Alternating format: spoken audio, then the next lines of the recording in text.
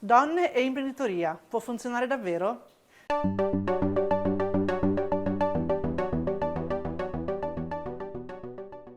Bentornati e bentornate a Pari o Dispari, il nostro focus settimanale sulla parità di genere. Oggi è con noi Maria Cristina Gribaudi, imprenditrice e manager culturale, amministratore delegato di K-Line, presidente della Fondazione Musei Civici di Venezia, presidente del comitato di gestione del Premio Campiello, con ruoli di responsabilità in Confindustria Veneto Est e Fondazione Venezia. Devo leggere perché ha tantissimi ruoli. Complimenti. Aggiungo maratoneta e ha cresciuto 6 figli. Benvenuta. Grazie dell'invito. Con lei parleremo di leadership, cultura, carico mentale, conciliazione lavoro-famiglia, ma prima al servizio della direttrice di Ultima Ora Live, Gaia Zuccolotto. È un numero costantemente in crescita quello delle donne che studiano, lavorano e guidano organizzazioni importanti. Ma quando si guarda i dati, la strada verso una reale parità di ruoli di leadership resta ancora lunga. Secondo il rendiconto di genere 2025 dell'INPS, basato su dati Alma Diploma e Alma Laurea, nell'annualità 2024-2025 le donne rappresentavano il 52,4% dei diplomati delle scuole superiori e il 62,2% dei laureati universitari. Eppure, quando si arriva ai vertici delle organizzazioni, la loro presenza si riduce drasticamente. Secondo il rapporto Donne Manager di Manager Italia, basato su dati INPS, nel 2023 le donne rappresentano circa il 21,9% dei dirigenti in Italia, poco più di 1 su 5. Ma in Veneto la quota scende addirittura al 16,2%. A incidere è anche il cosiddetto carico invisibile. Secondo l'Organizzazione Internazionale del Lavoro, in Italia il 74% del carico complessivo di cura familiare e domestica ricade sulle donne. Non si tratta solo di prendersi cura degli altri, cucinare o riordinare. Il lavoro di cura comprende anche la gestione invisibile delle attività quotidiane, quel carico mentale fatto di pianificazione, promemoria e organizzazione familiare. Un impegno che, se fosse contabilizzato economicamente, varrebbe circa 180 miliardi di euro l'anno, quasi il 9% del PIL italiano, ma completamente invisibile nei bilanci statali. Anche nei congedi parentali il divario di genere resta evidente. Secondo i dati INPS, nel 2024 a beneficiare dei congedi sono state oltre 289.000 donne, contro solo circa 124.000 uomini. Le donne hanno utilizzato 15,4 milioni di giornate di congedo, contro i 2,7 milioni utilizzate dagli uomini, e in Veneto i dati sono ancora più evidenti. A fronte di oltre 28.000 donne che hanno richiesto il congedo, solo poco più di 10.000 uomini hanno usufruito della richiesta, con quasi 2 milioni di giornate di congedo per le madri contro 255.000 per i padri. Un equilibrio che inevitabilmente incide anche su chi arriva ai vertici e su come si esercita la leadership. Presidente, la leadership femminile è spesso descritta come più empatica e collaborativa. È davvero così? E nella sua esperienza alla guida di un'azienda come Keyline, questa realtà è appunto uno stereotipo da superare oppure realtà? Io direi entrambi, nel senso che a mio avviso sì, è vero, le donne sono tendenzialmente più empatiche, però anche lì è uno stereotipo sul quale io vorrei andare oltre, perché secondo me si può lavorare anche con gli uomini e con l'empatia, si può insegnare agli uomini a essere empatici. Penso che la nostra intelligenza emotiva possa veramente supportare a diventare delle persone migliori nelle relazioni che noi abbiamo. Quindi io dico sempre che nei team di lavoro organizzativi, di qualsiasi team parliamo, sia io lavoro nel mondo imprenditoriale, lavoro nel mondo culturale, l'importante è che i team siano misti, ci vanno sia gli uomini che le donne.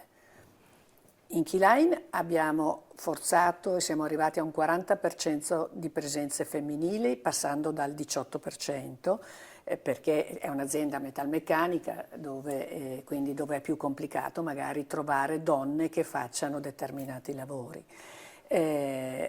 All'opposto invece nei musei civici ci sono più donne che uomini e quindi cerchiamo anche lì di eventualmente assumere uomini.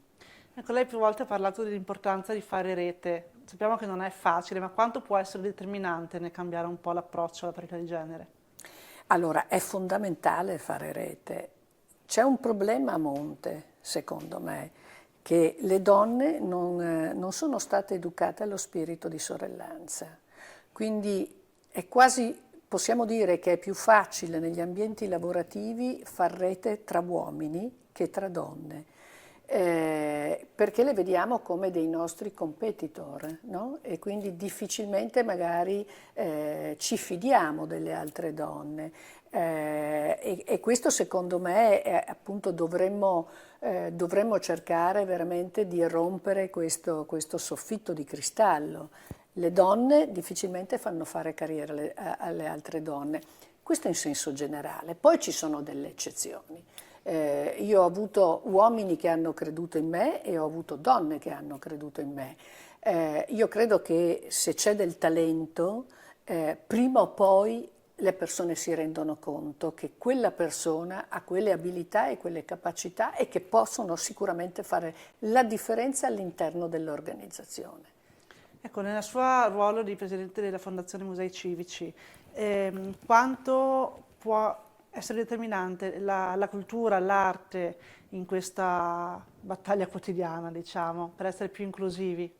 Tutto, perché prima di tutto la cultura è di tutti, quindi uno dei principi che ci siamo ispirati, io sono presidente da 10 anni e mezzo, è proprio quello dell'inclusività.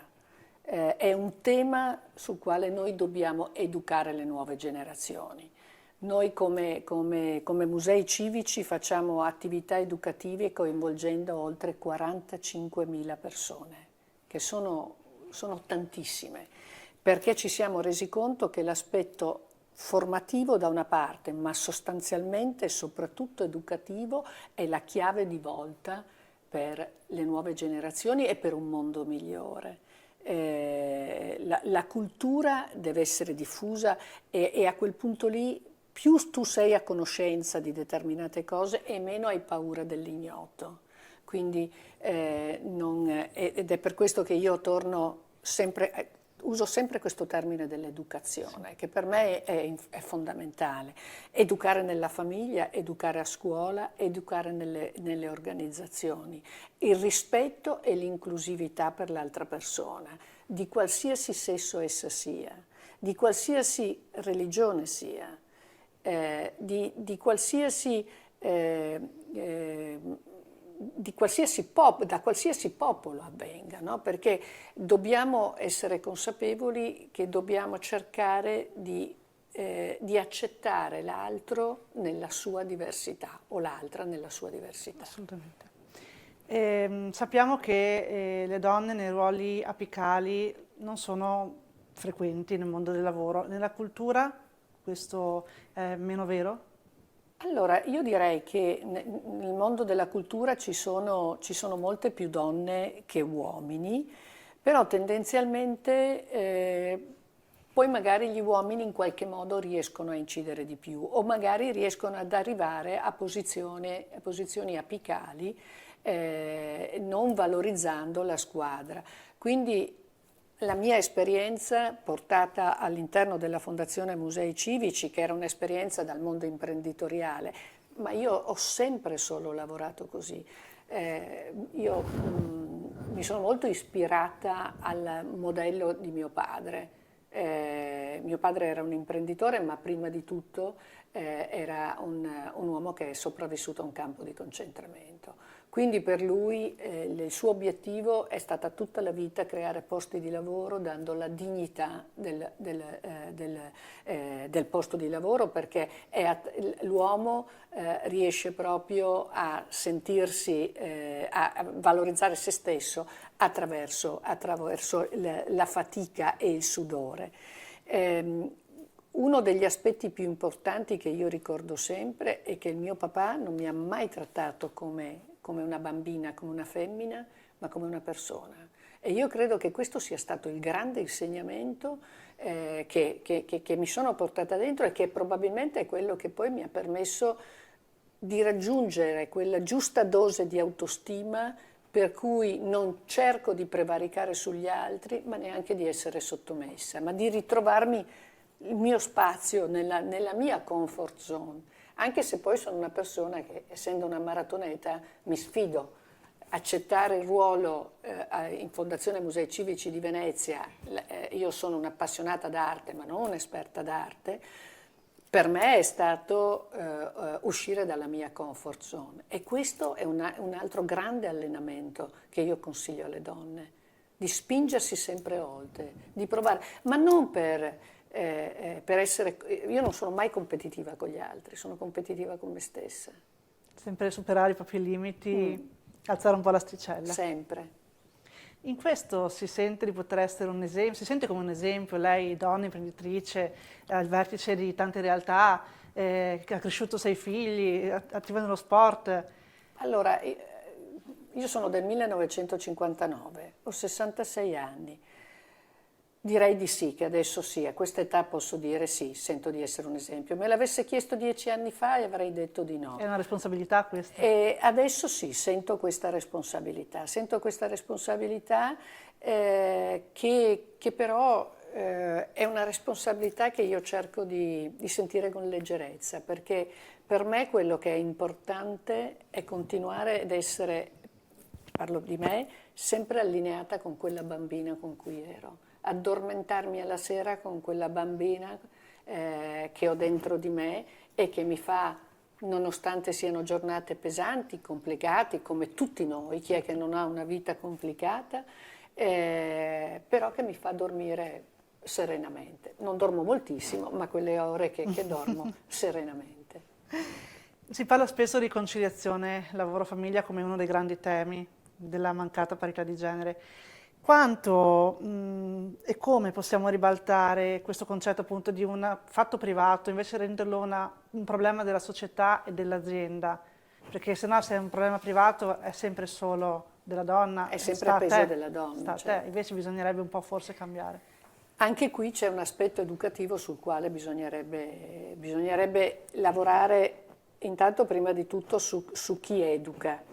E quindi sulle nuove generazioni questi bambini e queste bambine dovrebbero essere educati a capire che devono condividere quella che può essere la fatica quotidiana a crescere una famiglia. E poi magari anche accettare che la moglie può fare carriera più del marito. Certo. Perché magari ha un talento, ha delle opportunità, e magari anche perché il marito non è soddisfatto del lavoro che fa. Cioè, ecco, allora, se noi cominciassimo a pensarci come delle persone e quindi andare oltre al fatto che magari deve essere l'uomo che fa carriera, l'uomo che guadagna di più, che porta il pane a casa, ma bensì su una suddivisione di lavori anche quotidiani all'interno dell'organizzazione familiare, ma anche in una visione strategica all'interno della coppia. Certo, è molto importante, il rapporto di coppia è fondamentale forse. Sì. Facciamo una piccola pausa perché le presento una delle nostre storie, le chiamiamo così, di ordinaria disparità, col dis tra parentesi, sperando che un giorno potremo togliere questo dis e lasciare solo storie di parità. Ce l'ha segnalato una nostra ascoltatrice alla mail pariodispari@ultimaoralive.it. Ve la leggo. C'è una cosa di cui non si parla mai abbastanza quando sei un'imprenditrice e una madre, il rumore di fondo costante. Non è solo la fatica fisica, è il carico mentale che non si spegne mai. Ricordo un martedì di pochi mesi fa, ero in una riunione cruciale per un finanziamento, parlavo di proiezioni, di fatturato e scalabilità, ma nella mia testa scorreva una lista parallela. Il richiamo del vaccino del piccolo, la recita scolastica a cui non potevo mancare, il frigo vuoto. In quel momento mi sono sentita un'impostora in entrambi i mondi. Se sono al 100% in azienda, mi sento in colpa verso i figli. Se sono al 100% con loro, temo che la mia impresa perda il ritmo. La verità è che il sistema non è progettato per noi. Essere imprenditrice significa che non hai una maternità vera, tra virgolette. Il giorno dopo il parto sei già al telefono perché la responsabilità verso i tuoi dipendenti non va mai in pausa. Ma la sfida più grande non è gestire il tempo, è gestire il giudizio. Quello degli altri che si chiedono chi guarda i tuoi figli, e il proprio che è sempre più feroce. Eppure, nonostante i sensi di colpa, l'impresa mi ha reso una madre migliore, più risoluta, più capace di insegnare ai miei figli il valore dell'indipendenza e della passione, solo che a volte vorrei solo che non fosse tutto così maledettamente una lotta. Bisogna sapersi perdonare. non è facile. Leggendo queste parole stavo riflettendo sulla mia vita, ho dichiarato prima di avere 66 anni e se mi guardo indietro ho cresciuto 6 figli, non so neanche io come ho fatto. Ce lo chiediamo un po' tutti come ha fatto, perché Sicuramente ho avuto degli aiuti, per carità. è fondamentale la rete anche in questo caso. Però quella cosa, no, del vaccino, no? Cioè che tu sei lì e stai facendo, appunto sei magari in una riunione e ti vengono fuori questi flash. E quindi io credo che questa signora ha fatto tutto quello che era possibile fare e quindi imparare a perdonarsi, ad accettarsi per quello che è. Nella mia vita credo di aver fatto moltissimi errori, ma come tutti, perché ho fatto tante cose e quindi nel bene o nel male, ritorno sempre a quella bambina che dicevo prima, è importante sapersi perdonare e insegnarlo questo, insegnarlo alle nuove generazioni ancora una volta. Non avere paura di dire ho sbagliato, non avere paura di dire non ce la faccio. Mio padre, uno degli insegnamenti di mio padre era che mi spiegava che la paura è fatta di niente, nel senso che delle volte hai delle paure pazzesche di cose che poi magari concretamente guardandole da un'altra angolazione capisci che invece è un problema che puoi risolvere. Ecco, tutto è risolvibile. Io credo che avere sensi di colpa sulla propria vita nella gestione dei figli, proviamo a immaginare come sarebbe questa signora che probabilmente ha dato e sta dando tanto all'azienda, come sarebbe se fosse rimasta a casa. Quale tipo di frustrazione? Che tipo di madre avrebbe potuto essere? O che tipo di padre si potrebbe essere? Quindi io credo che ognuno di noi fa quello che può fare nel meglio, dando la parte migliore. Poi io parto per le maratone. Se lei mi chiede qual è stata la più bella maratona della mia vita, è stata quella più faticosa di tutte, perché sono riuscita ad arrivare alla fine. Avevo una sciatalgia che mi ha fatto trascinare la gamba, però non volevo perdermi l'occasione di arrivare alla fine. Quindi la vita è fatica, però come amo ricordare, io ho imparato a fare un po' di surf con i miei figli. La forza del surf non è saper cavalcare l'onda, perché l'onda è come il successo, come la bellezza, che non dura per sempre. La forza nel surf sta nel saper nuotare controcorrente, nell'affrontare giorno dopo giorno, ecco, le avversità della vita e saper arrivare alla fine della giornata. Nessuno ci ha detto che la vita era bella, dobbiamo però saper cogliere ogni raggio di sole anche in mezzo a un temporale.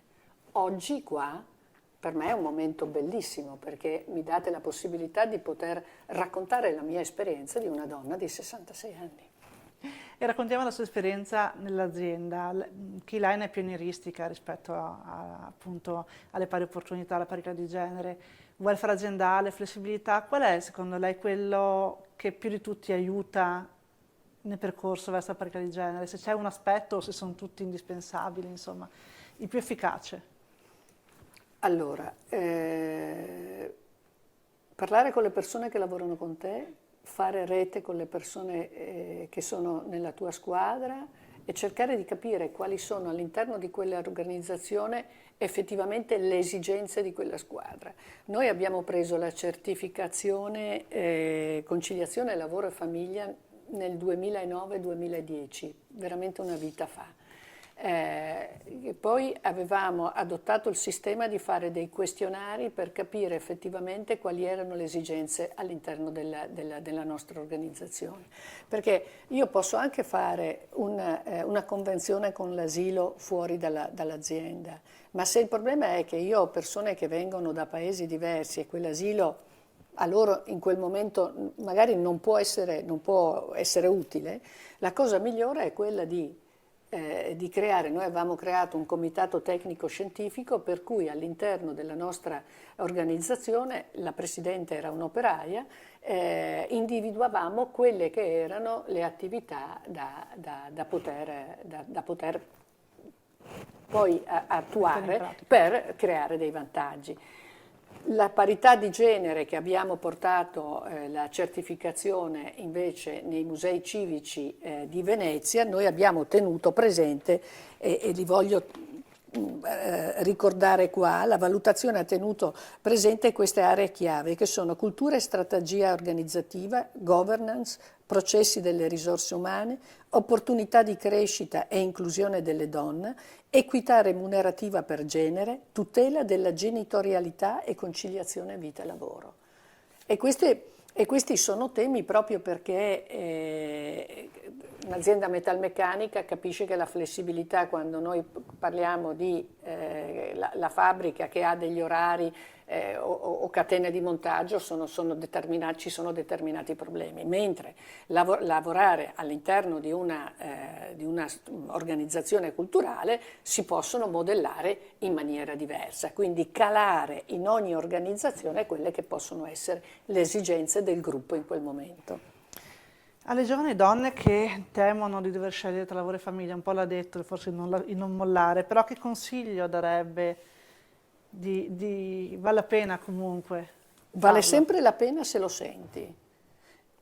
Io personalmente quello che ho continuato a fare nella mia vita è continuare a studiare, perché se io non avessi continuato a studiare non sarei qui oggi con lei, perché farei altro, perché intanto se noi pensiamo l'evoluzione negli ultimi 10 anni, l'intelligenza artificiale, ma tutto quello, cioè come siamo travolti, no?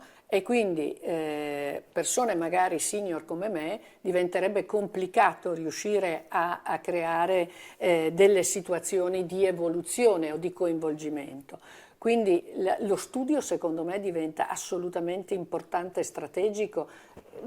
Io qualche anno fa ho fatto dei corsi di aggiornamento alla London Business School proprio per continuare ad essere allenata, perché la mente è come le gambe, cioè se voglio andare a fare una maratona devo sicuramente allenarmi prima e tenermi allenata.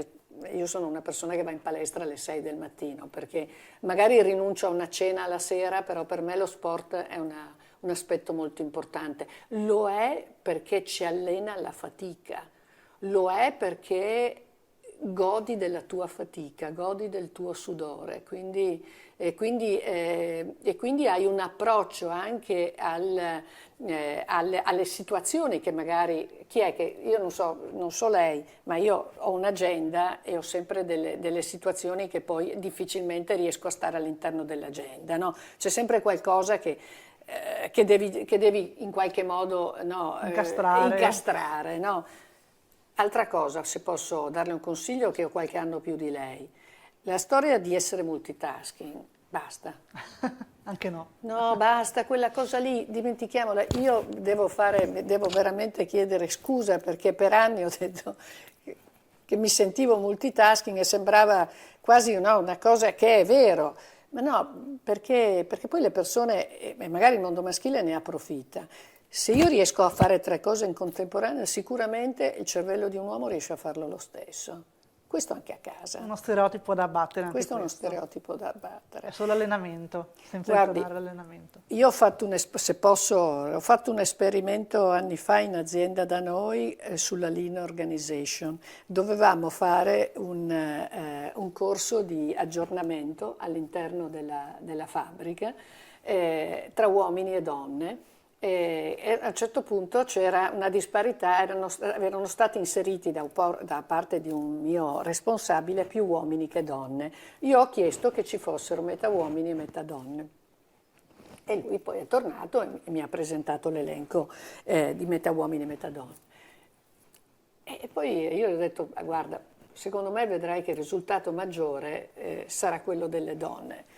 E lui mi ha guardato, ho detto, ma vedremo, c'erano delle persone, erano dei consulenti esterni che li avrebbero giudicati, quindi non eravamo noi internamente. Alla fine del corso le donne avevano vinto, avevano un punteggio più elevato.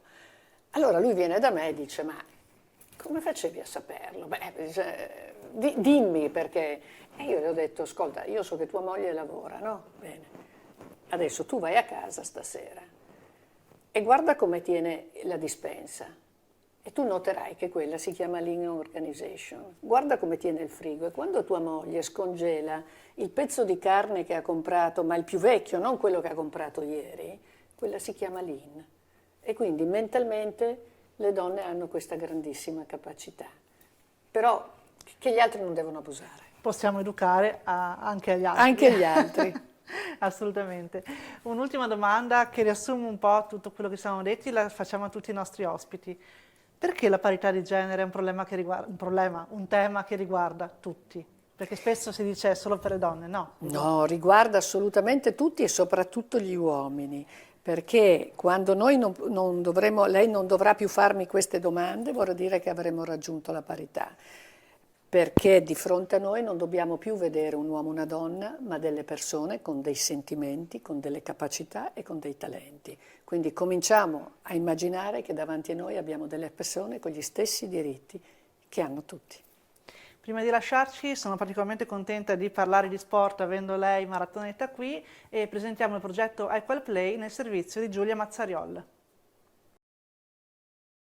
Promuovere rispetto, inclusione e parità di genere fin dalla prima infanzia nel mondo sportivo. È questo l'obiettivo di Equal Play, la campagna di sensibilizzazione ideata da Gruppo Polis. Un progetto che si rivolge al mondo del calcio giovanile, coinvolgendo bambini e bambine tra i 6 e i 10 anni, ma anche allenatori, dirigenti e genitori di oltre 100 società sportive del Veneto. Avviata a febbraio 2026 sul territorio regionale, l'iniziativa punta ora ad allargarsi a livello nazionale già a partire dal prossimo ottobre. Il progetto Equal Play è un progetto molto ambizioso che mira alla prevenzione della violenza di genere attraverso attività formative ed educative rivolte alle società calcistiche giovanili. Conta sulla partnership di realtà molto importanti come il CONI, la FIGC, la Lega Nazionale Dilettanti, l'Università di Padova e la Gazzetta dello Sport con la Fondazione Candido Cannavò. Un'iniziativa assolutamente encomiabile che fa capire quanto dietro il fenomeno della violenza di genere ci siano storie importanti, paure, silenzi, ma soprattutto ci sono delle istituzioni che devono riuscire a trasformare l'indignazione nei confronti di queste violenze in azione. Equal Play lavora direttamente con bambini e bambine per promuovere rispetto e pari opportunità, cercando di superare modelli culturali che creano diseguaglianze tra i generi. I giovani atleti e le giovani atlete parteciperanno a laboratori nelle sedi delle società calcistiche, affrontando tematiche legate all'educazione civica, sociale e relazionale. Parallelamente saranno organizzati incontri di formazione e sensibilizzazione per allenatori e dirigenti sul tema della violenza di genere e più in generale sul rispetto nelle relazioni interpersonali. Attenzione particolare sarà dedicata anche ai genitori, riconosciuti come educatori chiave e facilitatori di una pratica sportiva sana e rispettosa. Un obiettivo centrale del progetto, infine, è favorire l'avvicinamento delle bambine al calcio, un'azione che culminerà a maggio 2026 con la Equal Play Cup, torneo dedicato alla promozione del calcio femminile. Quindi questi progetti sono fatti apposta per intervenire a 360 gradi su quelle cose che possono in qualche modo condizionare la crescita dei bambini. Noi dobbiamo puntare sui bambini perché sono la parte bella della nostra società. Ringrazio la nostra ospite Maria Cristina Gribaudi, imprenditrice e manager culturale, per essere stata con noi. È stato davvero un piacere e un onore averla. Grazie a voi, grazie a lei e cosa posso dire alle donne? Di mettercela tutta con tanta resilienza, che quella è l'unica cosa che ci fa andare avanti. Grazie. E appuntamento alla prossima puntata di Pari o Dispari. A presto.